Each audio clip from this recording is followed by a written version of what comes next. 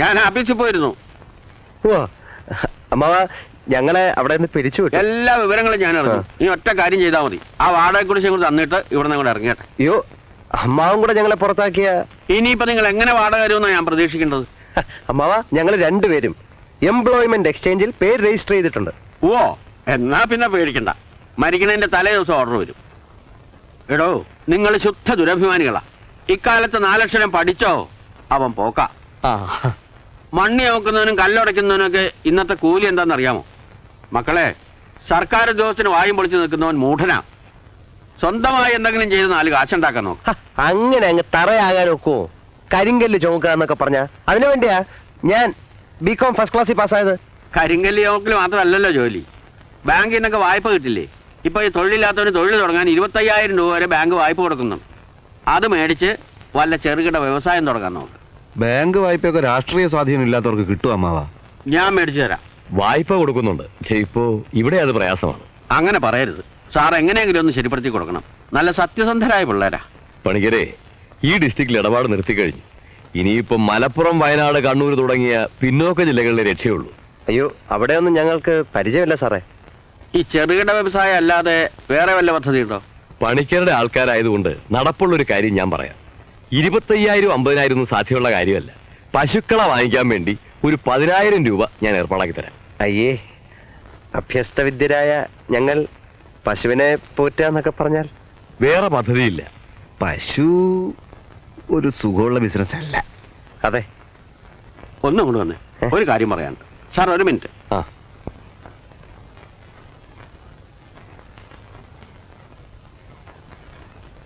എന്ത് ഭോഷന്മാരാണോ നിങ്ങൾ? വല്ല വിധേന നിങ്ങളൊന്ന് രക്ഷപ്പെടുത്താന്ന് വെച്ചാൽ സമ്മതിക്കില്ല അല്ലേ? പശുവിന് എന്താ കുഴപ്പം? ഒരു പശുവിന്റെ പാല് വിറ്റ് കച്ചവടം തുടങ്ങിയവനാ ഞാൻ. ഇപ്പൊ എന്റെ തൊഴുത്തിലൊന്ന് വന്ന് നോക്ക്. ഘടാഘടിയന്മാരായ 50 പശുക്കളിൽ നിന്ന് വിലസുന്നു. മാർക്കറ്റിൽ 5 മുറി കടവെഴുതു, 3-4 വീട് കെട്ടി. ഇതെല്ലാം ആ മിണ്ടാപ്രാണികളുടെ പാല് വിറ്റ കാശുകൊണ്ടാ നിങ്ങൾ താമസിക്കുന്ന വീട് ഉൾപ്പെടെ. അറിയാമോ? അറിയില്ല. എന്നാ അറിയണം. 10,000 എങ്കിൽ 10,000 മേടിച്ചെടുക്കാൻ നോക്ക്. ദിവസേന 25 ലിറ്റർ പാല് കറക്കണ നല്ല 1-ാം തരം 2 ആസ്ട്രേലിയൻ പശുക്കളെ ഞാൻ നിങ്ങൾക്ക് തരാം. ദിവസം എന്ത് ലാഭം വരും? മുഴുവൻ ലാഭം തന്നെയാ. തിരി കഴിഞ്ഞാൽ പിണ്ണാക്ക്, തിരി പരത്തിക്കുരു, തിരി തവിട്, ഇത്രയും കൊടുത്താ പിന്നെ പാല് ശറവറാന്ന് പറഞ്ഞ് ഒഴുകുകയായി. ലാഭം കിട്ടുന്ന ഏർപ്പാടാണെങ്കിൽ പശുവോ എരുമയോ എന്നൊന്നും നോക്കേണ്ട കാര്യമില്ല. ഈ 10,000-ന് എത്ര പശുക്കളെ കിട്ടും? 25 ലിറ്റർ വീതം കറവുള്ളതല്ലേ? 2 എണ്ണത്തിന് ഞാൻ തരാം. ദിവസേന 50 രൂപ വെച്ച് ബാങ്കിലടക്കാൻ പറ്റുമോ? എന്താ പറ്റാത്ത? നമ്മൾ കാലത്തും വൈകുന്നേരം കൂടെ കറന്നാൽ, പണിക്കരമ്മാൻ പറഞ്ഞത് പോട്ട്, ഒരു 30 ലിറ്റർ പാല് കിട്ടും. 1 ലിറ്ററിന് 5 രൂപ. അപ്പൊ 30 ലിറ്ററിന് 150 രൂപ. ബാങ്കിൽ അടക്കേണ്ടത് 50 രൂപ. പിന്നെ പരുത്തിക്കുരുവും പിണ്ണാക്കെല്ലാം കൂടെ 20 രൂപ. കറവക്കാരന് 10 രൂപ. അപ്പൊ 50, 20, 10, 80 രൂപ. ബാക്കി എത്ര ഉണ്ട്? 70. ലാഭമാണോ? അപ്പൊ മാസത്തിൽ 2,100 രൂപ മിച്ചം. പിന്നെ നീ എന്താ നിന്റെ പേരിൽ വായ്പ വേണ്ടെന്ന് വാശി പിടിച്ചത്? നീ എന്നേക്കാൾ ഭാഗ്യവാനായതുകൊണ്ട്. ആണോ? ഞാനേ ആയില്യം നക്ഷത്രമാണ്. ആയില്യം നക്ഷത്രക്കാർക്ക് ലോൺ എടുക്കാൻ പാടില്ല. അത് ശരി. 4 ആളും കൂടി എങ്ങോട്ടാ? ഞങ്ങള് 4 പേരും കൂടെ കാശിക്ക് പോവാ. വരുന്നോ? 5 ആളാവാം. തമാശ പറഞ്ഞതാ.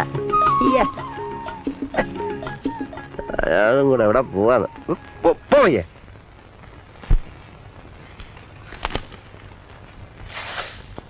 ചാത്തുവേട്ട, ഞങ്ങളുടെ പ്രശ്നങ്ങളൊക്കെ തീർന്നു. നാളെ മുതൽ കടത്തിന്റെ ഇടപാട് വേണ്ട. 2 കിലോ തേങ്ങാ പിണ്ണാക്കതാ. അരിവർഷം നിർത്തിപ്പോ പിണ്ണാക്ക എഴുതിട്ട പശുക്കൾക്കാ. എടാ വിജയ. എന്താടാ ദാസ? എടാ, നമുക്കെന്താ ഈ ബുദ്ധി നേരത്തെ തോന്നാത്തത്? ഏത് ബുദ്ധി? അല്ല, കണ്ടവന്റെ ഇടിയും തൊഴിയും വാങ്ങി നക്കാപ്പിച്ച ശമ്പളത്തിന് ജോലി ചെയ്യുന്നതിന് പകരം ഇതുപോലെ സ്വയം ബിസിനസ് ചെയ്യാനുള്ള ബുദ്ധി. ദാസ, ഓരോന്നിനും അതിൻ്റെതായ സമയമുണ്ട് മോനെ. നമ്മുടെ ചെലവ് കഴിച്ചുള്ള മുഴുവൻ കാശും മാറ്റിവെക്കണം. ഇപ്പൊ 2 പശുക്കളല്ലേ? അതെ. അത് 4-ആയി, 10-ആയി, 50-ആയി, 100-ആയി, 1000-ആയി. നമുക്ക് നല്ല ഒരു വീട് കെട്ടണം. ഒരു കാറ് വാങ്ങണം. ഒരു ഫ്രിഡ്ജ്, AC, VCR, TV. നമുക്കങ്ങ് സുഖിക്കണം. അവറ്റകളുടെ കരച്ചിലേക്കാൻ തന്നെ എന്തൊരു സുഖം, എന്തൊരു സംഗീതാത്മകം. ഐശ്വര്യത്തിന്റെ സൈറം മുഴങ്ങുന്നത് പോലെ ഉണ്ടല്ലേ? ഈശ്വര രക്ഷിക്കണേ.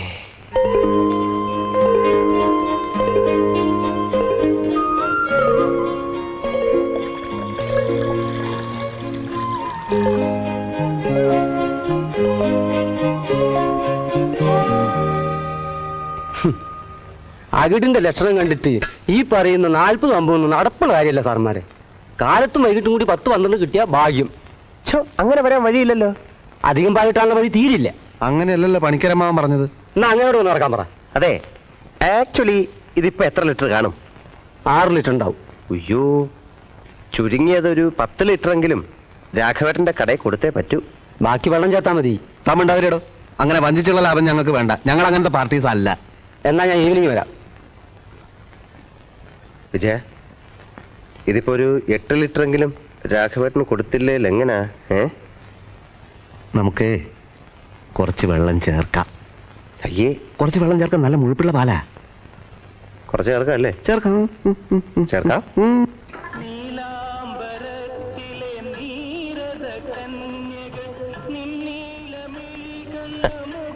ആദ്യത്തെ കറവയായതുകൊണ്ട് പാലിത്തിരി കുറവാ രാഘവേട്ട. 8 ലിറ്ററേ ഉള്ളൂ. പക്ഷെ ശുദ്ധമായ പശുവിന്റെ പാലായതുകൊണ്ട് 10ന്റെ ഗുണം ചെയ്യും. ഒരു കച്ചവടം എന്ന് വെച്ചാ വാക്ക് പറഞ്ഞാൽ വാക്കായിരിക്കണം. ഇന്ന് ഒരു ദിവസത്തേക്ക്, പിന്നെ നിർബന്ധമാണെങ്കിൽ ഞാൻ ഉച്ചയ്ക്ക് 2 ലിറ്റർ കറന്നു തരാം. കാരണം വേറെ പാല് ഞാൻ നിർത്തിയിരിക്കുക നിങ്ങൾക്ക് വേണ്ടി. കുഴപ്പമില്ല. അപ്പൊ ഒരു 40 രൂപ ഇങ്ങനെ. പശുക്കൾക്ക് നല്ല ഫുഡ് വാങ്ങിച്ചു കൊടുക്കണ്ടേ, നല്ല പോഷകാഹാരം.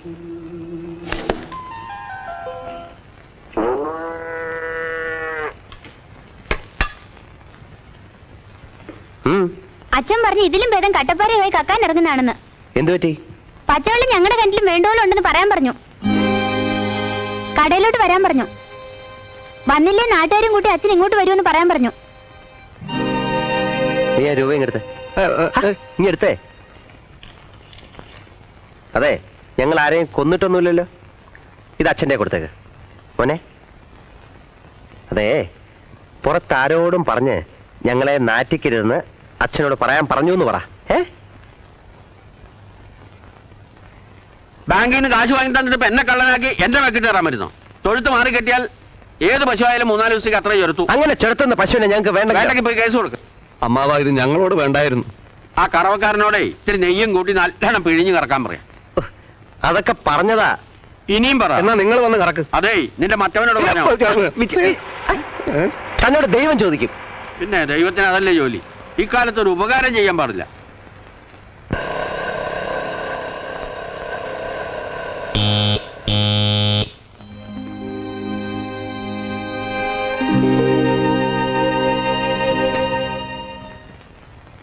ആരാ വിജയൻ?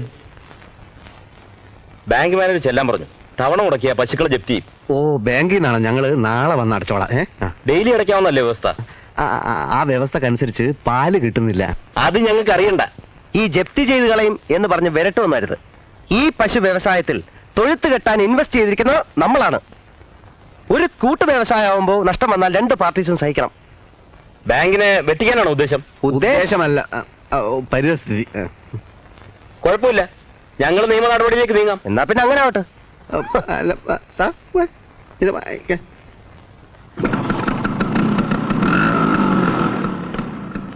നീ അയാളോട് കയർത്ത് സംസാരിച്ചത് തീരെ ശരിയായില്ല. നടപടി വല്ലതും വന്നാൽ നിനക്ക് പേടിക്കാനില്ലല്ലോ. ലോൺ എന്റെ പേരിലല്ലേ. എന്നെ ജയിലിൽ കയറ്റാനുള്ള ആഗ്രഹം നിനക്ക്. എടാ, ഒരു യഥാർത്ഥ സുഹൃത്തിനെ അവിശ്വസിക്കുന്നവൻ, അതായത് നീ, ഒരു കാലത്തും ഗുണം പിടിക്കില്ല. പാലിന്റെ അളവ് അന്നു പുറകോട്ടാ. എന്റെ കറവിന്റെ തരാറാണെങ്കിൽ വേറെ ആളെ നോക്കിക്കും. എന്റെ കൂടി എന്നത് എത്ര ലിറ്റർ ഉണ്ടാവും?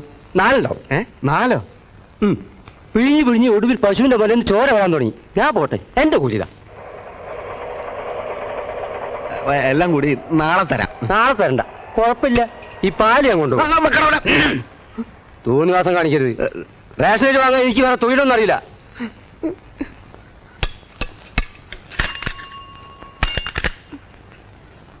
എല്ലാത്തിനും കാരണം നീയാ. അതെ,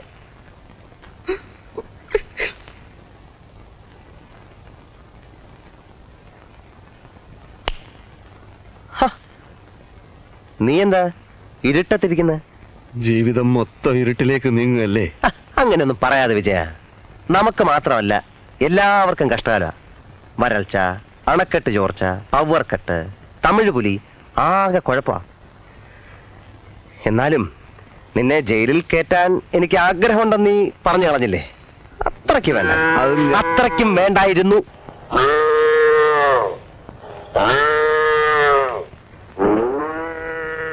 ജന്തുക്കള് ഇവറ്റകൾക്ക് രാത്രി ഉറക്കമില്ല.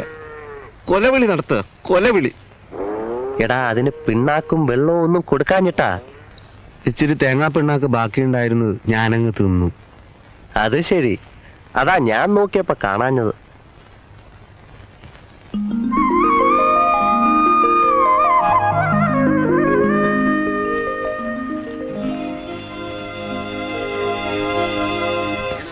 സർവ്വ ലക്ഷണങ്ങളും ഒത്ത പശുക്കളാ. കാലത്ത് 20 ലിറ്റർ, വൈകുന്നേരം 20 ലിറ്റർ. കറന്ന് കാണിച്ചു തരാവോ? കറവക്കാരൻ വന്നില്ല, അതുകൊണ്ടാ. പിന്നെ ഞങ്ങൾ അങ്ങനെ വിശ്വസിക്കും? മനുഷ്യൻ മനുഷ്യനെ വിശ്വസിക്കണം. തത്വം നല്ലതാ, പക്ഷെ പശുക്കട അകിട് കണ്ട നിങ്ങൾ നുണ പറയാന്നേ തോന്നുന്നു. ഓ, അത് ശരി. എന്നാ നിങ്ങൾ പോയട്ടെ, നിങ്ങൾക്ക് വിൽക്കുന്നില്ല. അല്ല, സത്യമായിട്ടും കറവ എത്രയുണ്ട്? നിങ്ങൾക്ക് വിൽക്കുന്നില്ലെന്ന് പറഞ്ഞില്ലേ? ഇയാളെ എവിടുത്തുകാരുണ്ടാ? 20 ലിറ്റർ പോലും. വടം വിജയ,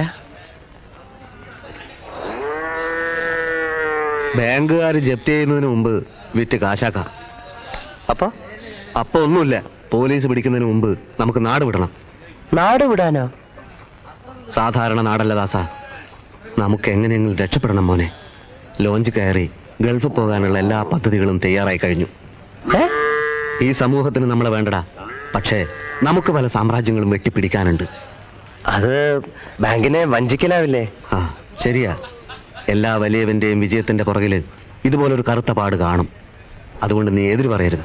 വിജയ, അത് നീ വരുന്നോ ഇല്ലയോ, നമ്മളെ രണ്ടുപേരെയും ലോഞ്ച് കടത്താമെന്ന് ഗഫൂർ കേറ്റ് കഴിഞ്ഞിരിക്കുക. ഏത് ഗഫൂർക്ക? അന്നത്തെ കാലത്ത് ഇന്നത്തെ പോലെ തിരുവനന്തപുരത്തുനിന്ന് വിമാനമൊന്നുമില്ലല്ലോ. ആയിരക്കണക്കിന് ആളുകൾ തോണിയിലും നീന്തിയിട്ടും മഞ്ചിയിലും ഒക്കെ തന്നെയാണ് ഗൾഫിലെത്തിയത്. 20,000 ഉറുപ്പ്യ അല്ലാണ്ട് ഒരു വിസ കിട്ടുമെന്ന് അത് തന്നെ മഹാ തട്ടിപ്പാണ്. പണ്ടത്തെ പഹന്മാർക്കുള്ള മനോധൈര്യം ഇന്നുള്ള പഹന്മാർക്ക് ഇല്ല എന്ന് കൂട്ടിക്കോളി. ഞങ്ങൾക്ക് രണ്ടുപേർക്കും മനോധൈര്യം അങ്ങനെ ഇല്ല. അല്ല വേണ്ട, എനിക്കുണ്ടേ, കേട്ടൻ എനിക്കുണ്ട്. പക്ഷെ നീന്തണം. നീന്ത്? ആ, കടലിൽ നീന്തണം. അപ്പൊ ഈ ലോഞ്ച് കരയ്ക്കടുക്കില്ലേ? അടുക്കും, പക്ഷെ ഫുള്ളായിട്ട് അടുപ്പിക്കാൻ പറ്റുമല്ലോ. കാലിഫോർണിയയിലേക്ക് ചരക്ക് കയറ്റാൻ പോണ ഒരുവാണ്. എവിടേക്ക്? കാലിഫോർണിയയിലേക്ക്. നിങ്ങൾക്ക് രണ്ടാക്കും വേണ്ടി വേണമെങ്കിൽ നമ്മളത് ദുബായ് കടപ്പുറം വഴി തിരിച്ചുവിടാം. പിന്നെ കഷ്ടൊരു ഫർലോങ് നീന്തണം. അറബി പോലീസിന്റെ കണ്ണിൽപ്പെട്ടാൽ? അതിന് അറബി പോലീസിന്റെ മൂക്കിന്റെ അകത്തേക്കല്ലല്ലോ നിങ്ങൾ നീന്തി കയറുന്നത്. പോലീസും കില്ലീസും ഒന്നും ഇല്ലാത്ത ഒരുപാട് കടപ്പുറം ഗൾഫിലുണ്ട്. അത് ഗഫൂറിന് നല്ലപോലെ അറിയാം. നിങ്ങളൊരൊറ്റ കാര്യം ചെയ്താൽ മതി. 2 അറബിന്റെ ഡ്രസ്സ് കരുതണം. അതെന്തിനാണാവോ? കര പറ്റിയാൽ ഉടനെ അറബിക്കുപ്പായ എടുത്തിട്ടോളി. അറബിക്കുപ്പായക്കാരൻ ഏത് പോലീസാണ് പിടിക്കുക? അതെ.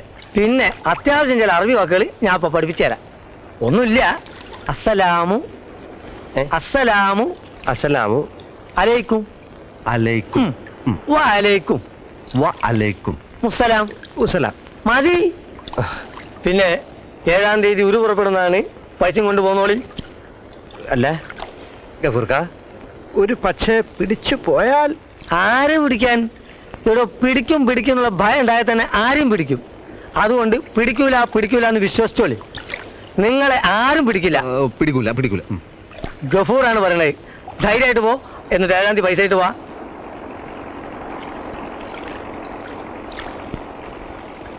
പ്രശ്നല്ല.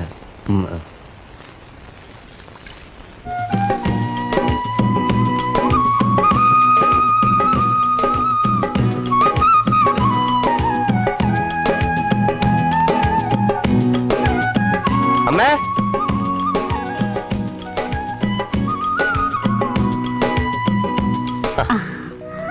മുൻവശത്തെ വാതിലടച്ച് കണ്ടപ്പോ ദാമോദരനും ഭാര്യയും കുട്ടികളൊക്കെ ഒരു കല്യാണത്തിന് പോയിരിക്കുക.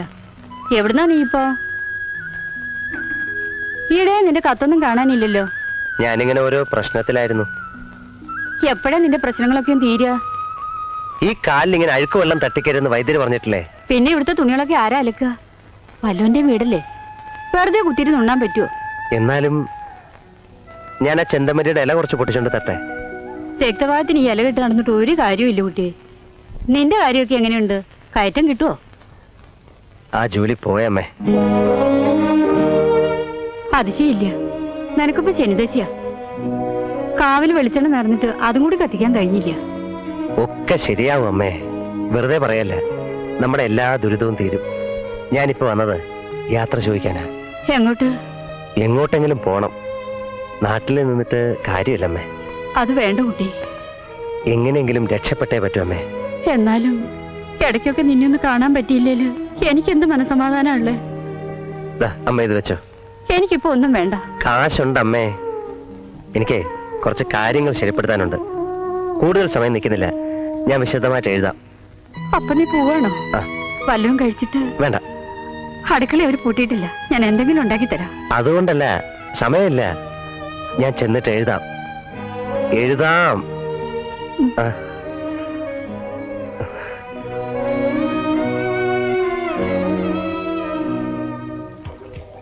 ആ വാ വാ.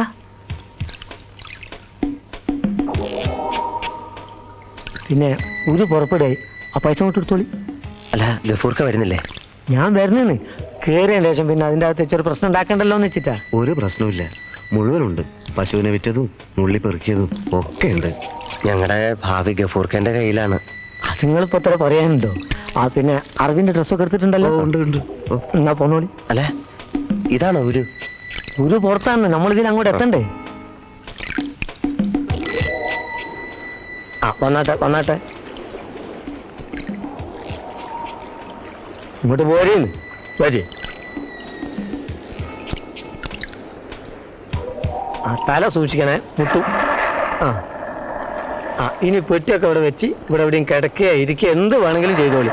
പിന്നെ ഇപ്പോഴത്തെ പണിക്കാർ ആരാന്ന് ചോദിച്ചാൽ ഗഫൂർക്ക ദോസ്ത് എന്ന് പറഞ്ഞാൽ മതി. ബാക്കിയൊക്കെ നമ്മളേറ്റ്. ആ എത്ര നല്ല മനുഷ്യനാ ഈ ഗഫൂർക്ക.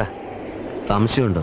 ഈ ഗഫൂർക്ക മുഖാന്തരം എത്രയെത്ര ആളുകളാ ഗൾഫിൽ പോയി കോടീശ്വരന്മാരായതെന്ന് അറിയോ നിനക്ക്? ആണോ? വലിയ മനുഷ്യന്.